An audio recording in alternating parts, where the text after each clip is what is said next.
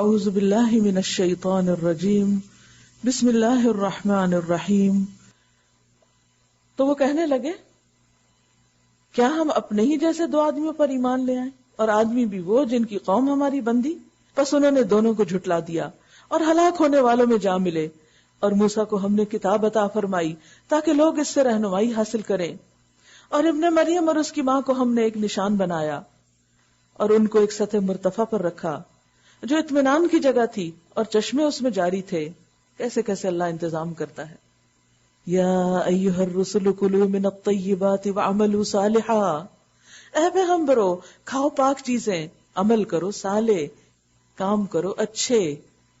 پاک چیزیں کھاؤ اور اچھے کام کرو، دو چیزوں کا ساتھ ساتھ ذکر آتا ہے، اس لیے کہ نیک عمل کے لیے طیب غذا، حلال کھانا بہت ضروری ہے۔ اگر آپ کی خوراک درست نہیں، ایٹنگ ہیبٹس درست نہیں، تو آپ نہ عبادت کے لائق ہیں اور نہ ہی آپ کا اخلاق کبھی سنور سکتا ہے، کیونکہ کھانا براہ راست انسان کی شخصیت اور اخلاق پر اثر انداز ہوتا ہے۔ وہ کسی نے کہا تھا نا کہ تم مجھے یہ بتاؤ کہ تم کھاتے کیا ہو تو میں تمہیں بتاؤں گا کہ تم ہو کون اور کیسے۔ انی بما تعملون علیم، تم جو کچھ بھی کرتے ہو میں اسے خوب جانتا ہوں، اور یہ تمہاری امت ایک ہی امت ہے اور میں تمہارا رب ہوں، پس تم مجھی سے ڈرو، فاتقونی۔ مگر بعد میں لوگوں نے اپنے دین کو آپس میں ٹکڑے ٹکڑے کر لیا، ہر گروہ کے پاس جو کچھ ہے اسی میں وہ مگن ہے،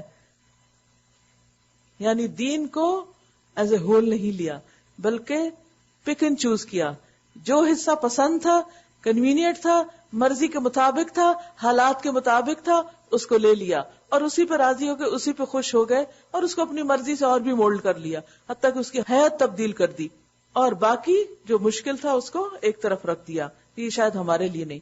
آج بھی تو ہم یہی کر رہے ہیں، دین کے معاملے میں صرف اپنے ٹکڑے پر ہی راضی ہیں، جبکہ دنیا کے معاملے میں کیا کرتے ہیں، سارا بھی مل جائے کچھ تو بھی راضی نہیں ہوتے۔ اچھا تو چھوڑ دو انہیں، ڈوبے رہیں اپنی غفلت میں ایک وقت خاص تک، ہمیشہ کے لیے نہیں سو سکتے۔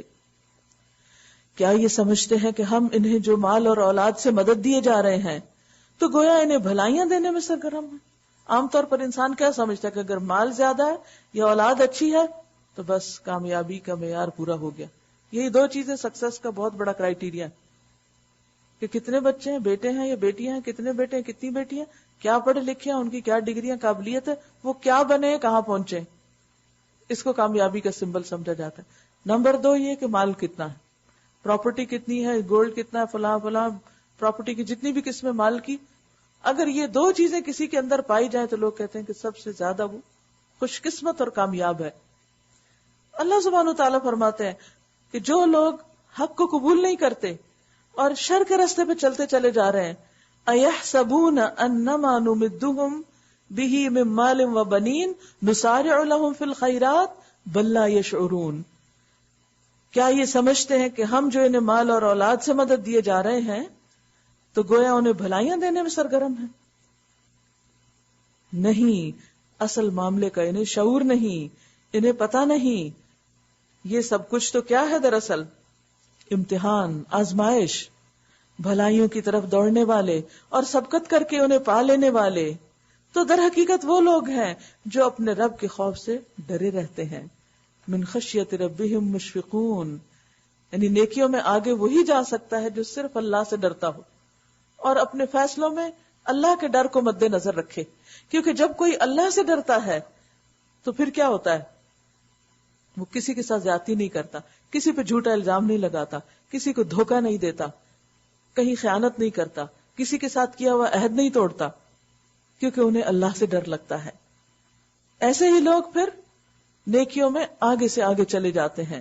والذین ھم بآیات ربہم یؤمنون، اور وہ تو در حقیقت وہ لوگ ہیں جو اپنے رب کے خوف سے ڈرے رہتے ہیں، جو اپنے رب کی آیات پر ایمان لاتے ہیں، جو اپنے رب کے ساتھ کسی کو شریک نہیں کرتے، یعنی ان کی زندگی میں شرک نہیں ہوتا، وہ سب کچھ صرف اللہ کے لیے کرتے ہیں، اور جن کا حال یہ ہے کہ دیتے ہیں جو کچھ بھی دیتے ہیں اور دل ان کے اس خیال سے کانپتے رہتے ہیں کہ ہمیں اپنے رب کی طرف پلٹنا ہے، سب کچھ کر کے بھی، سب کچھ دے کے بھی مطمئن نہیں ہوتے کہ حق ادا نہیں ہوا.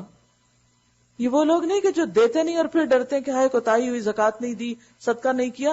نہیں، یہ وہ ہیں جو زکات صدقات سب کچھ دے کے، دوسروں کے حقوق دے کے، کیونکہ آتوا ما یؤتون، اس میں صرف مال نہیں، اس میں حقوق دینے کی بھی بات ہے. سب کے لیے کیئرنگ اور شیئرنگ ہونے کے باوجود ان کے دل ڈرے رہتے ہیں کہ اللہ کے پاس واپس جانا ہے. اس حال میں نہ جائیں کہ کسی کا حق ہمارے اوپر ہو، ہم سب کے حق دے کر ہی جائیں. وہ اس معاملے میں انتہائی حساس ہوتے ہیں. تو ایسے لوگ اولئک یسارعون فی الخیرات، یہی لوگ نیکیوں میں جلدی کرنے والے ہیں، یہی نیکیوں میں آگے ہیں. وہم لہا سابقون، اور وہ ان میں سبقت کرنے والے ہیں، وہ آگے بھی نکل جائیں گے. کیونکہ جو مطمئن ہوا وہ بیٹھ گیا، وہ آرام میں آ گیا، وہ سو گیا، میں نے سب کچھ کر لیا، بہت کچھ کر لیا. وہ ریٹائرمنٹ اختیار کر لیتے ہیں کہ اب اتنا جمع ہو گیا مال کے باقی زندگی گزر سکتی ہے، اب کیا کام کرنا. تو دین کے معاملے میں بھی ان کو اپنے اعمال پہ بڑی خوش فہمی ہو جاتی ہے کہ اتنے حج بھی کر لیے، عمرے کر لیے، نمازیں پڑھ لی، صدقہ خیرات کر لی، اب تو بس سب کچھ ہو چکا، اب بیٹھو آرام کرو. نہیں، وہ آخری لمحے تک زندگی کے مطمئن نہیں ہوتے، وہ ڈرتے ہی رہتے ہیں کہ ابھی بہت کمی ہے، ابھی بہت کچھ سیکھنا ہے، ابھی بہت کچھ کرنا ہے. کیونکہ جس کے اندر اطمینان آ گیا وہ پھر آگے نہیں جا سکتا. بیٹھ رہنے والے آگے نہیں جاتے. اسی لیے اللہ سبحانہ وتعالیٰ نے ان لوگوں کا درجہ بڑا رکھا ہے جو مسلسل جد و جہد کرتے رہتے ہیں. لا يستوي القاعدون والمجاہدون فی سبیل اللہ، اللہ کی راہ میں جہاد کرنے والے جانوں اور مالوں سے اور بیٹھ رہنے والے برابر نہیں ہوا کرتے. ہم کسی شخص کو اس کی قدرت سے زیادہ تکلیف نہیں دیتے، اور ہمارے پاس ایک کتاب ہے جو ہر ایک کا حال ٹھیک ٹھیک بتا دینے والی ہے، اور لوگوں پر بہرحال ظلم نہیں کیا جائے گا. مگر یہ لوگ اس معاملے سے بے خبر ہیں، اور ان کے اعمال بھی اس طریقے سے جس کا اوپر ذکر آیا ہے مختلف ہیں. وہ اپنے یہ کرتوت کیے چلے جائیں گے یہاں تک کہ جب ہم ان کے عیاشوں کو عذاب میں پکڑ لیں گے، یعنی ان کی ایلیٹ کو، تو پھر وہ ڈکرانا شروع کر دیں گے. اب بند کرو اپنی فریاد و فغاں، ہماری طرف سے اب کوئی مدد تمہیں نہیں ملنی.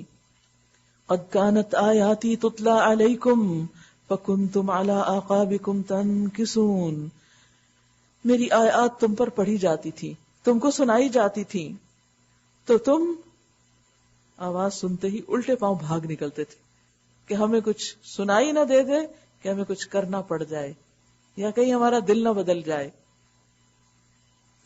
اپنے گھمنڈ میں اس کو خاطر ہی میں نہ لاتے تھے، اپنی چوپالوں میں اس پہ باتیں چھانٹتے اور بکواس کیا کرتے تھے، یعنی دین کے خلاف، پیغمبر کے خلاف، پیغام کے خلاف، یعنی اللہ کی کتاب کا مذاق اڑایا کرتے تھے. کیا ان لوگوں نے کبھی اس کلام پہ غور نہیں کیا؟ یا وہ کوئی ایسی بات لایا ہے، یعنی پیغمبر، جو کبھی ان کے اسلاف کے پاس نہ آئی تھی؟ یعنی کہ ان کے انکار کی وجہ کیا یہ ہے کہ پیغمبر نے کوئی بالکل نرالی بات پیش کر دی اور دنیا میں کبھی کسی نے ہدایت دینے کا کام کیا ہی نہیں؟ کیا یہ تاریخ میں پہلی دفعہ ایسا ہوا؟ یا کبھی اپنے رسول سے واقف نہ تھے کہ کوئی نیا شخص آ گیا ان کے پاس؟ فہم لہو منکرون، تو وہ اس سے بدک رہے ہیں. ام یقولون بہ جنہ، یا یہ اس بات کے قائل ہے کہ وہ مجنون ہے. بل جاءہم بالحق، نہیں بلکہ وہ حق لایا ہے، اور حق ہی ان کی اکثریت کو ناگوار ہے.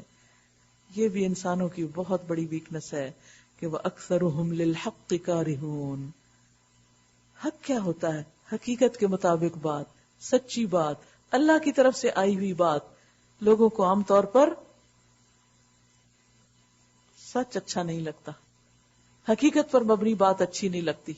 بہت سے لوگ دھوکے میں رہنا پسند کرتے ہیں، خوش فہمیوں کا شکار رہنا پسند کرتے ہیں، فینٹیسی ورلڈ میں جیتے ہیں، حقائق کا سامنا نہیں کرتے اور نہ کرنا چاہتے ہیں، اور نہ ان کو فیس کرتے ہیں اور نہ ان کے مطابق اپنے آپ کو ایڈجسٹ کرتے ہیں، بلکہ کیا کرتے ہیں، حق کو کور کر کے، چھپا کے، اس کو مشتبہ بنا کے، ڈاؤٹ فل بنا کے، حق لانے والے کو برا بھلا کہہ کے اپنے آپ کو جمائے رکھتے ہیں غلط کاموں پر. لیکن ایسا کرنے والوں ہی کے حق میں نقصان دہ ہے. اور حق اگر کہیں ان کی خواہشات کے پیچھے چلتا تو زمین اور آسمان اور ان کی ساری آبادی کا نظام درہم برہم ہو جاتا. نہیں بلکہ ہم ان کا اپنا ہی ذکر ان کے پاس لائے ہیں. بل اتیناہم بذکرہم، وہی بات جو کل پڑھی کہ اس کتاب میں تمہارا اپنا ذکر ہے، اور وہ اپنے ذکر سے منہ موڑ رہے ہیں، وہ اپنی چیز سے منہ موڑ رہے ہیں. ایسا تو کوئی دیوانہ ہی کر سکتا ہے. مثلا کوئی شخص دیوانہ ہوتا ہے نا، اس کا دماغ کام نہیں کرتا، تو اس کو جب کوئی ایسی چیز دی جاتی ہے جو اسی کی ہوتی ہے تو وہ اس کو بھی پہچانتا نہیں اور اس کو قبول نہیں کرتا، وہ پھینک دیتا ہے. آپ نے کبھی اگر آپ کا واسطہ کسی ایسے شخص سے پڑا ہو کہ جس کا دماغ چل گیا ہو، تو وہ اچھی بھلی قیمتی چیزیں، اس کو نہیں پتا یہ پیسے ہیں، یہ زیور ہے، یہ کیا ہے، وہ کہیں کچھ پھینک دے گا، کہیں کچھ پھینک دے گا، کیونکہ اس کو اس کی قیمت کا اندازہ ہی نہیں. تو بالکل اسی طرح جو آخرت کے بارے میں دیوانے ہو چکے ہیں، جو اپنی خواہشات کے پیچھے پاگل ہوئے ہیں، جو صرف خواہشات کی بندگی میں جیتے ہیں، ان کے سامنے جب حق آتا ہے تو ان کا بھی رویہ حق کے ساتھ ایسا ہی ہوتا ہے. حق سے کیوں منہ موڑا جاتا ہے؟ کیا سمجھ نہیں آتا؟ آتا ہے، خواہشات نہیں پیروی کرنے دیتی. کسی بھی اپنے عمل کو سوچ لیجئے. مثلا آپ اس طرح حجاب نہیں کرتے جس طرح اللہ نے کہا ہے کرنے کو، آگے سورۃ نور آج آ رہی ہے.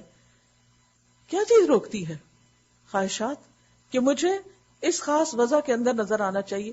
ہر ایک نے اپنا ایک معیار قائم کر رکھا ہے اور وہ اس سے آگے پیچھے نہیں ہونا چاہتا، چاہے اللہ کو پسند ہے یا نہیں، اس کی آیات کے مطابق ہے یا نہیں. ہم لوگوں کی نگاہوں میں فٹ ہونا چاہتے ہیں. سوچئے کتنی دفعہ حجاب لیتے ہوئے اللہ کی یاد آتی ہے اور کتنی دفعہ لوگوں کی آتی ہے. کیا کبھی کوئی ایسا موقع آیا کہ آپ کسی ایسی جگہ میں جا رہے تھے جہاں لوگوں کا آپ کو خوف تھا اور پھر حجاب لیتے ہوئے آپ کو ان کی فکر نہ ہوئی ہو کہ وہ کیا کہیں گے؟ اس وقت کیا ایک دفعہ بھی یاد آیا کہ اللہ کیا کہے گا؟ تو یہی وجہ ہے کہ ہم پھر حقیقت کو بھول کر، حق کو چھوڑ کر، حق سے کراہت، حق سے نفرت، حق سے دوری، اور صرف ایک خوش فہمیوں کی دنیا میں عارضی خوشیوں کے حصول کے لیے، لوگوں کی خوشیوں کی خاطر، لوگوں میں پاپولر بننے کے شوق میں وہ سب کچھ کرتے رہتے ہیں جو لوگوں کو پسند ہو، چاہے وہ حق کے مطابق ہو یا خلاف ہو. اور پھر وہ اپنے اس ذکر سے منہ موڑے ہوئے ہیں. اپنا ذکر یعنی اس کتاب سے منہ موڑے ہوئے ہیں. کیا تو ان سے کچھ مانگ رہا ہے؟ تیرے لیے تیرے رب کا دیا ہی بہتر ہے. اللہ کے دین کی دعوت دینے والا لوگوں کے پاس اس لیے نہیں جاتا کہ ان سے کچھ لے کر آئے، وہ اس لیے جاتا ہے کہ ان کو کچھ دے کر آئے. وہ دینے کی نیت سے نکلتا ہے، لیکن لوگ ہمیشہ اس کو الٹ سمجھتے ہیں، اس کا کوئی مطلب ہے، کوئی مقصد ہے، اس لیے پیچھے آ رہا ہے.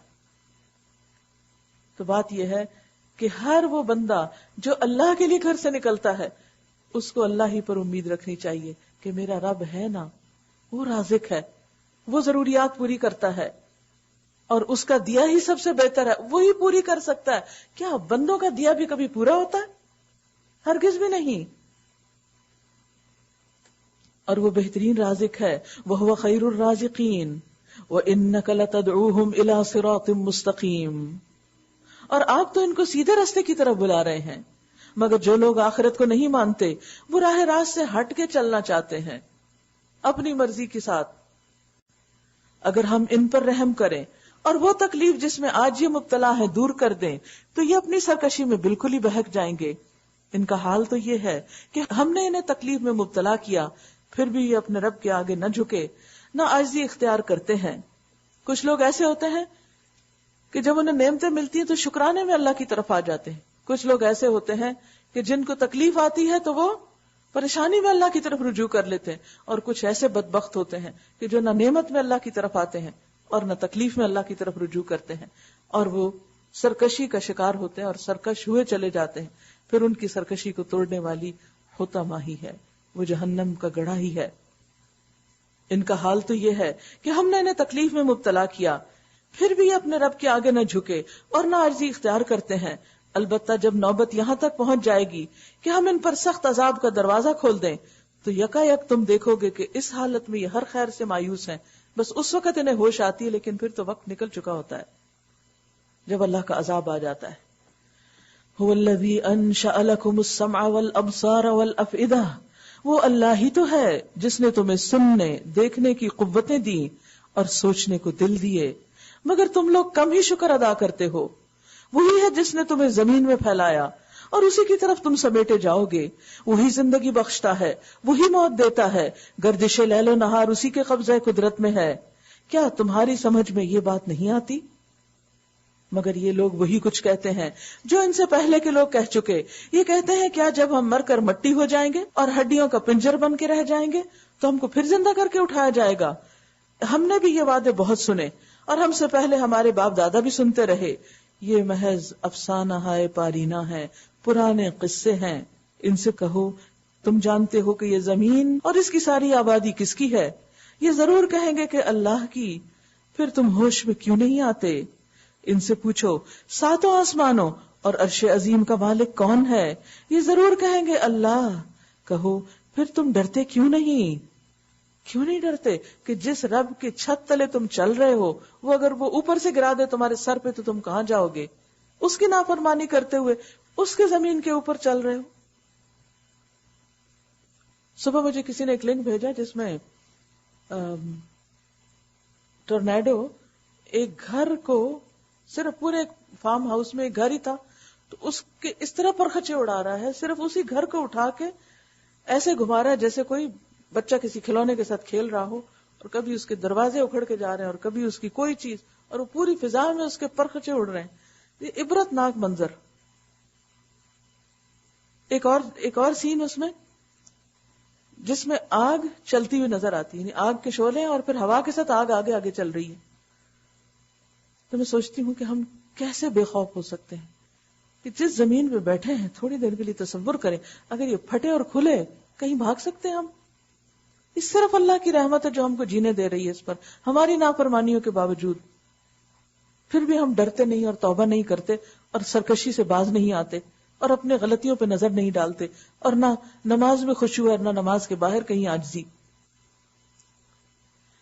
ان سے کہو بتاؤ اگر تم جانتے ہو کہ یہ زمین اور اس کی ساری آبادی کس کی ہے؟ یہ ضرور کہیں گے اللہ۔ کہو پھر تم کیوں ہوش میں نہیں آتے؟ ان سے پوچھو ساتوں آسمانوں اور عرش عظیم کا مالک کون ہے؟ یہ ضرور کہیں گے کہ اللہ۔ کہو پھر تم ڈرتے کیوں نہیں؟ افلا تتقون؟ ان سے کہو بتاؤ اگر تم جانتے ہو کہ ہر چیز پر اقتدار کس کا ہے، اور کون ہے وہ جو پناہ دیتا ہے اور اس کے مقابلے میں کوئی پناہ نہیں دے سکتا؟ یہ ضرور کہیں گے کہ یہ بات تو اللہ ہی کے لیے ہے۔ کہو پھر کہاں سے تم کو دھوکا لگتا ہے؟ جو امر حق ہے وہ ہم ان کے سامنے لے آئے ہیں، اور کوئی شک نہیں کہ یہ لوگ جھوٹے ہیں۔ اللہ نے کسی کو اپنی اولاد نہیں بنایا اور کوئی دوسرا خدا اس کے ساتھ نہیں۔ اگر ایسا ہوتا تو ہر خدا اپنی خلق کو لے کے الگ ہو جاتا، فوراً ڈیوائیڈڈ۔ ہم نے دیکھا کہ بہن بھائی ایک گھر میں ہوتے ہیں لیکن ماں باپ فوت ہوتے ہیں تو ہر ایک کو کس کی پڑ جاتی؟ اپنے اپنے حصے کی، اور ہر ایک لیا اور گیا۔ تو دنیا میں اگر کسی کو کچھ مل جائے تو وہ دوسرے کے ماتحت نہیں ہونا چاہتا، تو کسی کو خدائی مل جائے تو پھر وہ خدا کے تابع ہو کے رہے، اور یہ کائنات کا نظام اتنا سموتھلی چلتا رہے۔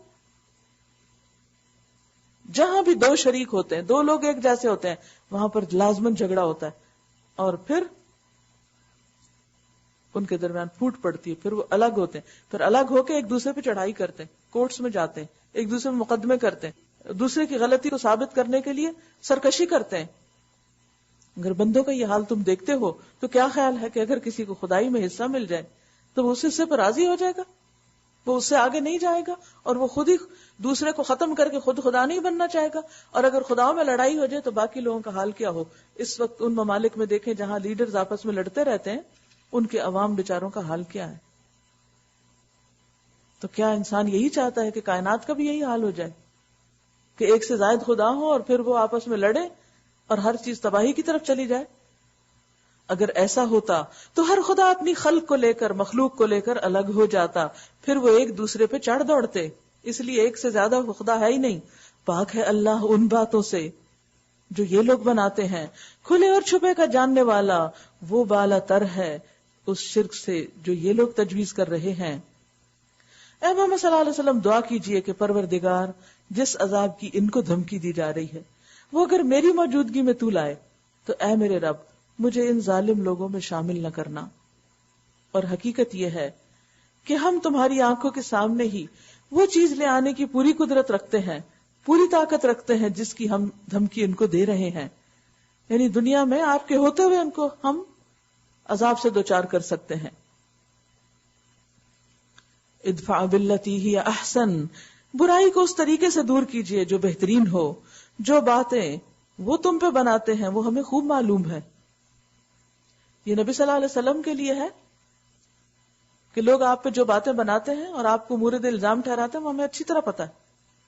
اور اس کے بعد باقی سب لوگوں کے لیے بھی. عموماً کیا ہوتا ہے جب کسی کے ساتھ ہمارا اختلاف ہوتا ہے تو ہم اس حد پہ نہیں رہتے جس پہ ہمیں رہنا چاہیے کہ صرف اتنی بات میں اختلاف کریں جتنا حق ہے. ہم بعض اوقات پھر اس سے آگے بڑھ جاتے ہیں. تو ایسے سارے معاملات اللہ کے سپرد کر دینے چاہیے اور دعا کرو. کیا وَقُلْ رَبِّ أَعُوذُ بِكَ مِنْ هَمَزَاتِ الشَّيَاطِينِ کہ پروردگار میں شیطان کی اکساہٹوں سے تیری پناہ مانگتا ہوں. کیونکہ شیطان انسان کو کبھی بھی برائی کو بھلائی سے نہیں دور کرنے دیتا.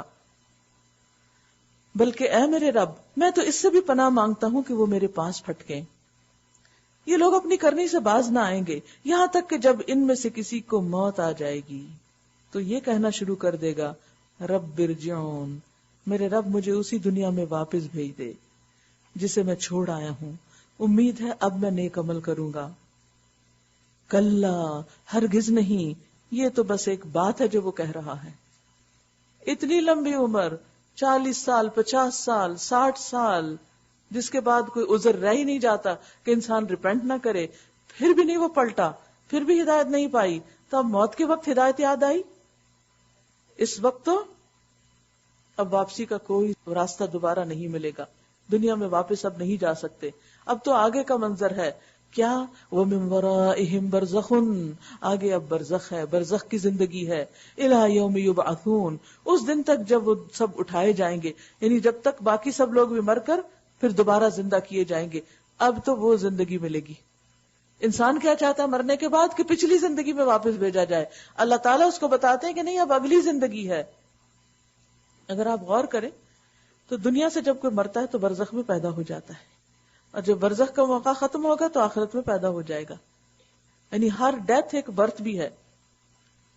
فَإِذَا نُفِخَ فِي الصُّورِ فَلَا أَنْسَابَ بَيْنَهُمْ يَوْمَئِذٍ وَلَا يَتَسَاءَلُونَ، پھر جو ہی کہ سور پھونک دیا گیا ان کے درمیان پھر کوئی رشتہ نہ رہے گا اور نہ وہ ایک دوسرے کو پوچھیں گے. اس وقت جن کے پلڑے بھاری ہوں گے وہی فلاح پائیں گے، اور جن کے پلڑے ہلکے ہوں گے وہی لوگ ہوں گے جنہوں نے اپنے آپ کو گھاٹے میں ڈال لیا. وہ جہنم میں ہمیشہ رہیں گے، آگ ان کے چہروں کی کھال چاٹ جائے گی. کیونکہ چہرے کی سکن سب سے سینسیٹیو ہوتی ہے، اسی لیے سن برن جو ہوتا ہے پہلے چہرے پہ اثر ہوتا ہے اس کا. آگ ان کے چہروں کی کھال چاٹ جائے گی اور ان کے جبڑے باہر نکل آئیں گے. اگر کبھی کوئی کھوپڑی دیکھی ہو کتنی بھیانک صورت ہوتی ہے، خاص طور پر جب بکرے کی سری کو آگ پہ تپا لیا جاتا ہے. کیا تم وہی لوگ نہیں کہ میری آیات تمہیں سنائی جاتی تھی تو تم ان کو جھٹلاتے تھے، مانتے ہی نہ تھے؟ وہ کہیں گے اے ہمارے رب، ہماری بدبختی ہم پہ چھا گئی تھی، ہم واقعی گمراہ لوگ تھے. اے پروردگار اب ہمیں یہاں سے نکال دے، پھر ہم ایسا قصور کریں تو ظالم ہوں گے. اللہ تعالیٰ جواب دے گا دور ہو میرے سامنے سے، پڑے رہو اسی میں اور مجھ سے بات نہ کرو. تم وہی لوگ تو ہو کہ میرے کچھ بندے جب کہتے تھے کہ اے ہمارے پروردگار ہم ایمان لائے، ہمیں معاف کر دے، ہم پر رحم کر، تو سب رحیموں سے اچھا رحیم ہے، تو تم نے ان کا مذاق بنا لیا. اللہ کی طرف جانے والوں کا، اللہ سے دعائیں مانگنے والوں کا، بخشش طلب کرنے والوں کا تم نے مذاق اڑایا کہ یہ دیکھو مولوی ہو گئے، اور یہ دیکھو سب کچھ چھوڑ کر ان کو یہی رونا دھونا لگ گیا. یہاں تک کہ ان کی ضد نے تمہیں یہ بھی بلا دیا کہ میں بھی کوئی ہوں. بعض اوقات انسان دین والوں کی مخالفت میں اتنا آگے نکل جاتا ہے کہ وہ بھول جاتا ہے کہ خدا بھی دیکھ رہا ہے اس کو، اور اس کی پکڑ بھی ہو سکتی ہے کہ تم مجھے بھی بھول گئے کہ میں نے یہ سب کچھ کہا تھا کرنے کو، اور تم ان پر ہنستے رہے. آج ان کے صبر کا پھل میں نے یہ دیا کہ وہی کامیاب ہیں. پھر اللہ تعالیٰ ان سے پوچھے گا بتاؤ زمین میں تم کتنے سال رہے ہو؟ وہ کہیں گے ایک دن یا دن کا کچھ حصہ، یومن او بعد یوم. فاسأل العادین، ان شمار کرنے والوں سے پوچھ لیجئے، یہ جو اسٹیٹسٹکس جانتے ہیں ان سے آپ گنوا لیجئے. ارشاد ہوگا تھوڑی ہی دیر ٹھہرے ہو نا. ہاں 60 سال کی زندگی بھی وہاں کیا ہوگی؟ دن کا صرف ایک پہر، تھوڑی سی دیر. کاش تم نے یہ اس وقت جانا ہوتا. کہاں؟ دنیا میں. لیکن ہم میں سے کتنے لوگ ہیں جو اس حقیقت کو جانتے ہیں کہ ہمیں دن کا بس تھوڑا سا حصہ ملا کام کرنے کو، اور یہ دن ختم ہونے والا ہے. جیسے روز سورج غروب ہوتا ہے، زندگی کا سورج بھی بہت جلد غروب ہو جائے گا. مہلت بہت کم ہے، بہت تھوڑی ہے، اور کرنے کے کام بہت سے ہیں، فرائض بہت سے ہیں. لیکن ہمیں یہ بات اثر ہی نہیں کرتی، ہمارے دل کو لگتی نہیں، ہم پھر بھول میں پڑ جاتے. اسی کا نام تو غفلت ہے. یہی تو سونا ہے کہ اپنے وقت کی قیمت نہ ہونا، اور اس وقت کی کمی کا احساس نہ ہونا کہ بہت تھوڑا ہے یہ وقت. ان چیزوں پہ روتے ہیں جن پہ رونا نہیں چاہیے، ان چیزوں کا غم ہے جن پہ غم ہونا نہیں چاہیے، ان باتوں کی فکر ہے جن کی فکر کی زیادہ ضرورت ہی نہیں، اور اس فکر سے بھولے ہوئے ہیں، اس فکر کو چھوڑے ہوئے ہیں کہ جو اصل فکر ہے، اس مسئلے کو بھولے ہوئے ہیں جو اصل مسئلہ ہے، وہ پریشانی پیٹ پیچھے ڈالی ہوئی جو اصل پریشانی ہے. کبھی دنیا کی کوئی پریشانی، کوئی بھی بڑے سے بڑی چھوٹی سے چھوٹی کوئی پریشانی لے آئیں جس پہ آپ بڑے ہی پریشان ہیں، اس کو ایک پلڑے میں رکھ لیں اور دوسرے میں آخرت کو رکھ لیں. آخرت کا حساب کتاب، پل صراط، برزخ، قبر کا حساب کتاب، آخرت کا حساب، اور پھر وہ آخری منزل. کتنا طویل سفر ہے. تھوڑی دیر نماز میں کھڑے ہوتے ہیں، گھبرا جاتے ہیں کہ امام صاحب نے بہت لمبی کر دی آج تو رکعت. وہاں کیا کریں گے جو 50,000 سال کا دن ہے؟ کیا دل پھٹنے کو نہیں آتا سوچ کے بھی؟ یا ہم کوئی انوکھے لاڈلے ہیں کہ جن کے ساتھ بڑی اسپیشل ٹریٹمنٹ ہونے والی ہے؟ کیوں نہیں وہ فکر لگتی؟ صرف حشر کا دن رکھ لے پلڑے میں، دوسری طرف دنیا کی ہر پریشانی چھوٹی ہو جائے گی جس کو ہم نے سر پہ چڑھا رکھا ہے، اور جس کی وجہ سے ہمیں اپنا ذکر، نماز، دعا، ہر چیز بھولی ہوئی ہے. نماز میں کھڑے ہوتے تو وہاں بھی وہی چکر کھا رہا ہے دماغ، اسی پریشانی میں، نہ آخرت یاد آتی نہ جہنم سامنے نظر آتی. صحابہ کی نماز میں کیوں خشوع تھا؟ کیسے خشوع تھا؟ کس وجہ سے تھا؟ ان کو وہ دن نظر آتا تھا، وہ اس دن کی یاد میں جیتے تھے. پیغمبروں کی بھی خاص خوبی یہی ہے، انا اخلصناہم بخالصۃ ذکر الدار، کہ ہم نے ان کو چنا تھا خالص، خاص بات کی وجہ سے، ایک ان کی خالص خصوصیت کی وجہ سے، اور وہ کیا تھی؟ ذکر الدار، اس گھر کی یاد. جب تک ہمیں اس گھر کی یاد نہیں لگتی اس وقت تک ہم اس دنیا کے وقت کو صحیح استعمال نہیں کر سکتے. یہ اللہ کی بات بالکل سچ ہے کہ انسان کیا کہے گا؟ یومن او بعد یوم، ایک دن یا دن کا کچھ حصہ. فاسأل العادین قال ان لبثتم الا قلیلا، ہاں تم تھوڑا ہی ٹھہرے ہو. لو انکم کنتم تعلمون، کاش تمہیں وہاں پتہ ہو چلتا، کاش تمہیں وہاں ریئلائز ہوتا. آج تو ان الفاظ کو ہم پڑھتے ہیں اور پھسلتے جاتے ہیں، بس پڑھ لیا، ختم پہ ختم کر لیا، نہیں پتا اس کے اندر کیا ہے. افحسبتم، کیا تم نے یہ سمجھ رکھا ہے، انما خلقناکم عبثا، کہ ہم نے تم کو یوں ہی عبث بیکار پیدا کیا، بے مقصد پیدا کیا، ایسے ہی کھیلنے کے لیے اور سیر و تفریح کے لیے اور آرام کرنے کے لیے دنیا میں بھیجے گئے. وَأَنَّكُمْ إِلَيْنَا لَا تُرْجَعُونَ، اور تمہیں ہماری طرف کبھی پلٹنا ہی نہیں، کبھی واپسی ہی نہیں. وَتَعَالَى اللَّهُ الْمَلِكُ الْحَقُّ، پس بالا و برتر ہے اللہ، بادشاہ حقیقی، کوئی خدا اس کے سوا نہیں. لا الہ الا ہو، رب العرش الکریم، مالک ہے عرش کریم کا، عرش عظیم کا. اور جو کوئی اللہ کے ساتھ کسی اور کو معبود پکارے، جس کے لیے اس کے پاس کوئی دلیل ہی نہیں، تو اس کا حساب اس کے رب کے پاس ہے. ایسے کافر کبھی فلاح نہیں پا سکتے، ان کے لیے سکسیس نہیں. سورت کا آغاز ہوا تھا قد افلح المؤمنون سے، اور اختتام پر آیت کیا آ رہی ہے؟ انہ لا یفلح الکافرون، مومنون تو فلاح پانے والے ہیں اور کافرون فلاح نہیں پا سکتے. وقل رب اغفر وارحم وانت خیر الراحمین. یہ ساری آیات اور باتیں پڑھ کر مومن کے دل کی آواز کیا ہو سکتی ہے؟ وہی جو اللہ نے اپنے حبیب کو سکھا دی. کہو اے میرے رب درگزر فرما، اللہ ہم بڑے قصوروار ہیں اور رحم کر دے ہم پر، اور تو سب رحیموں سے اچھا رحیم ہے، کیونکہ اگر وہ رحم نہ کرے تو ہم کہیں کے بھی نہیں، کہیں کے بھی نہیں. جو کچھ اس نے ہمیں دے رکھا ہے، جتنا کچھ بھی، وقت، زندگی، مال، اولاد، نعمتیں، راحتیں، ان سب کی اگر آپ قیمت لگائیں، ان کو بائے کریں، ٹائم بائے کریں. مطلب موت آ گئی ہے تو آپ کو ایک دن اور مل جائے تو بائے کرنا ہے. جیسے لوگ وینٹیلیٹر پہ لگاتے ہیں تو ایک طرح سے ٹائم بائے کر رہے ہوتے، لیکن وہ کس قسم کا ٹائم، اس میں تو انسان کچھ کر بھی نہیں سکتا. تو بے ہوش پڑا ہے، کتنا خرچ کریں گے، کتنا پیسہ چاہیے؟ کیا ہماری ساری زندگی کی بھی عبادت اس قابل ہے کہ اس سے ہم صرف زندگی کا ایک دن خرید لیں؟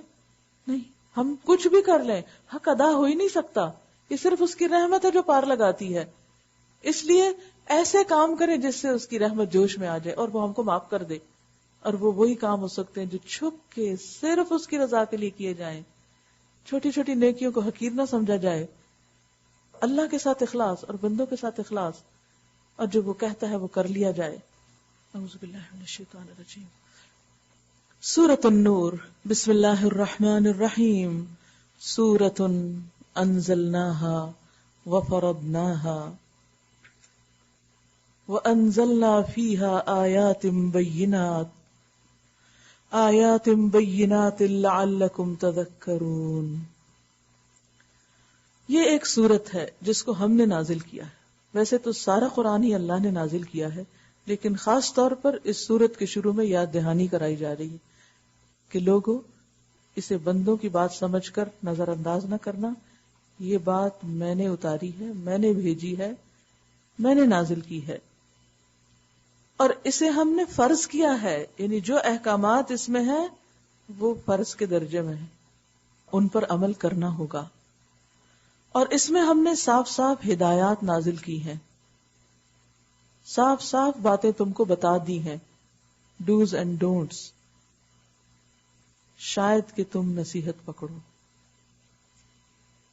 لیکن ہم میں سے کتنے لوگ ہیں جو اتنا واضح اور اہم حکم سن کر بھی نصیحت نہیں پکڑتے، یاد دہانی نہیں اختیار کرتے. الزانیۃ والزانی فاجلدوا کل واحد منہما 100 جلدہ. زانیہ عورت اور زانی مرد دونوں میں سے ہر ایک کو 100 کوڑے مارو. کیونکہ زنا جو ہے وہ نسب کو مشکوک کر دیتا ہے، قتل و غارت کا سبب بنتا ہے، بے شمار بیماریوں کا ذریعہ بنتا ہے، معاشرے میں بدامنی، بے چینی اور گھروں کو توڑنے کا سبب بنتا ہے.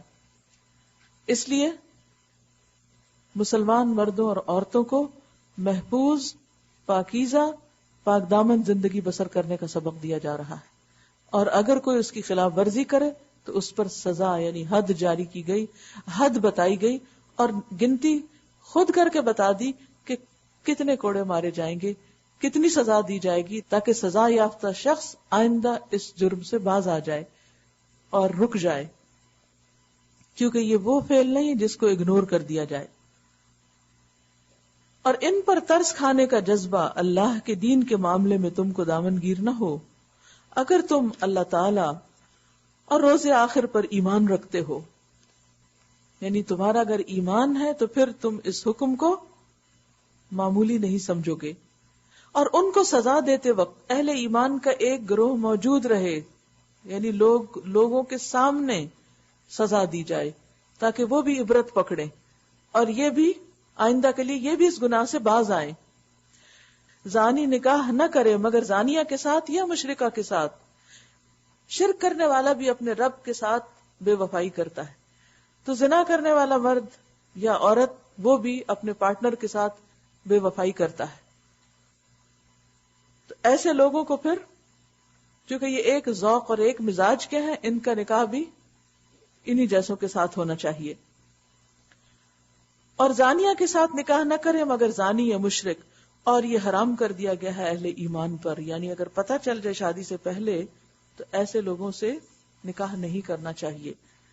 اور جو لوگ پاک دامن عورتوں پر تہمت لگائیں پھر 4 گواہ لے کر نہ آئیں، ان کو 80 کوڑے مارو اور ان کی شہادت کبھی قبول نہ کرو. کیونکہ زنا ایک بڑا جرم ہے، تو زنا کا الزام لگانا بھی بہت بڑا جرم ہے کہ اگر کسی نے نہیں کیا اور اس کو قصوروار قرار دیا جائے تو یہ بھی ایک بہت بڑا گناہ ہے.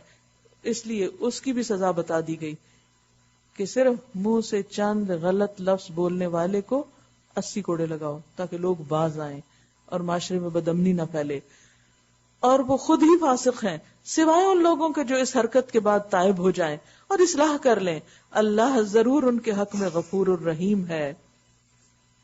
گویا غلطی تو کسی سے بھی ہو سکتی ہے، لیکن اگر کوئی سچی توبہ کر لے تو اللہ تعالیٰ اس کو معاف کرنے والا ہے۔ یہ سورت 6 ہجری میں غزوہ بنو المستلق کے بعد نازل ہوئی تھی۔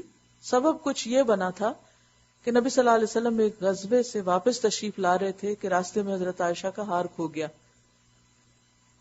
اور پھر وہ اس کو ڈھونڈنے کے لیے گئیں اور اتنے میں قافلہ روانہ ہو گیا تو وہ وہیں پر رہ گئیں۔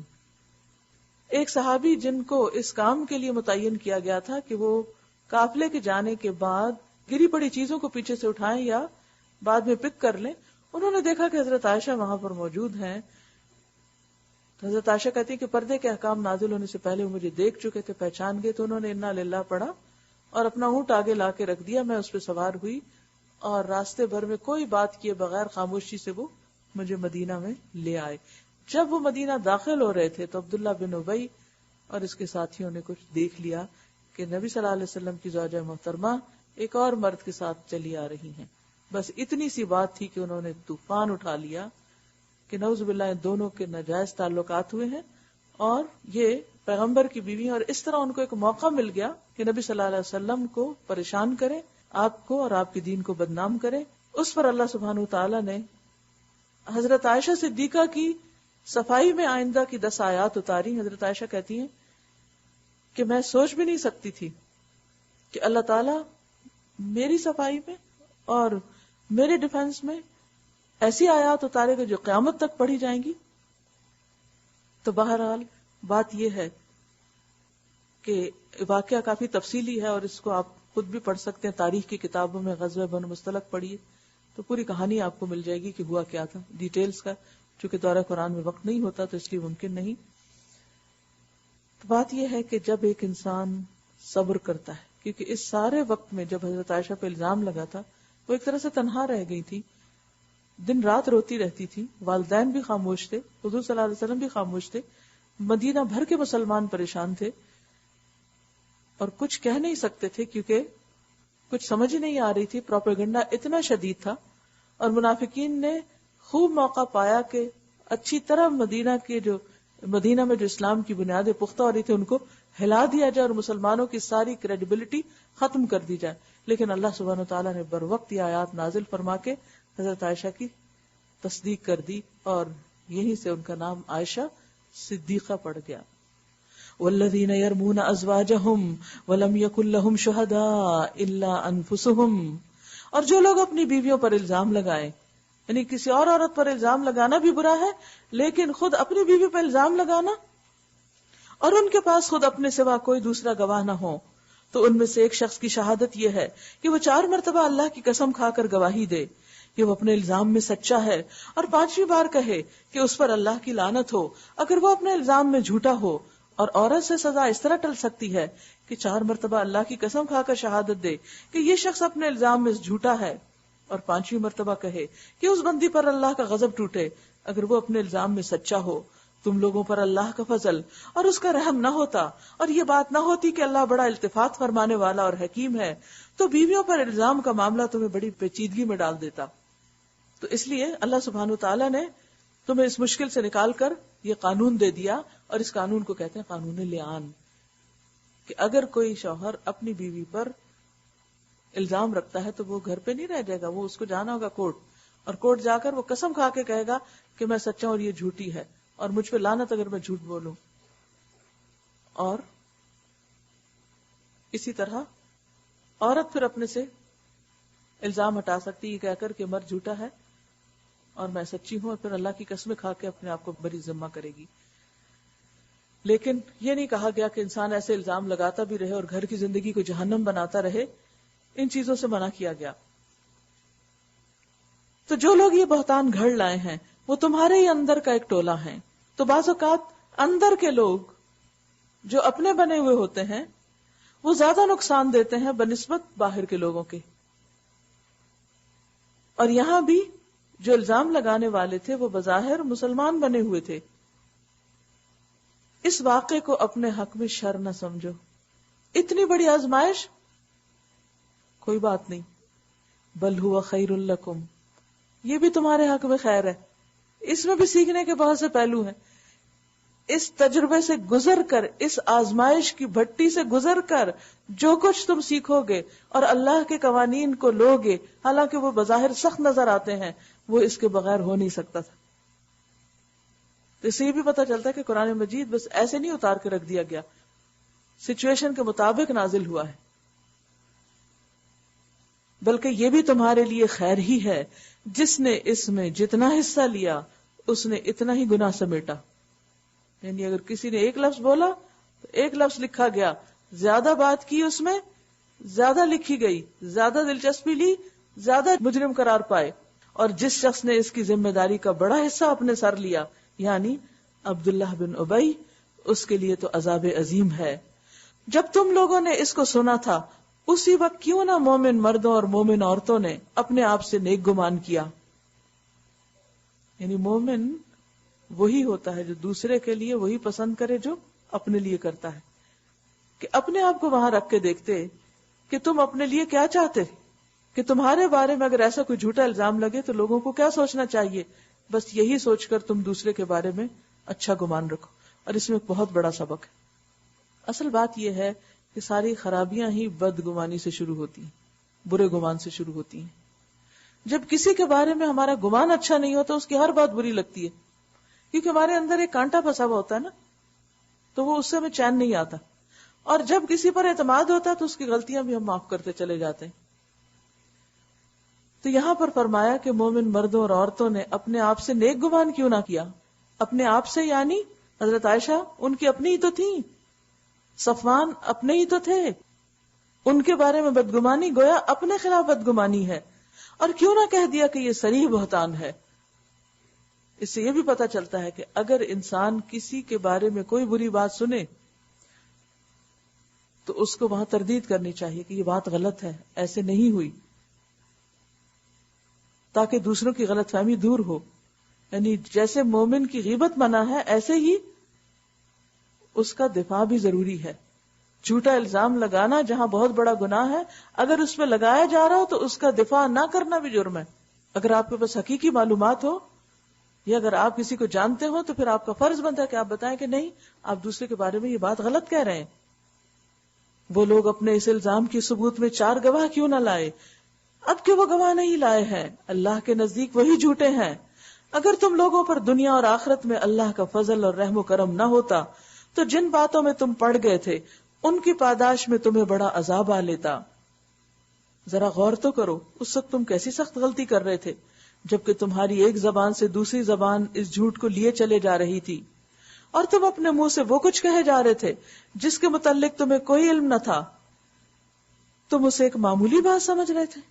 یعنی کسی نیک پاک دامن شریف لڑکی کے بارے میں ایسی بات کرنا کوئی معمولی بات ہے، حالانکہ اللہ کے نزدیک یہ ایک بہت بڑی بات تھی.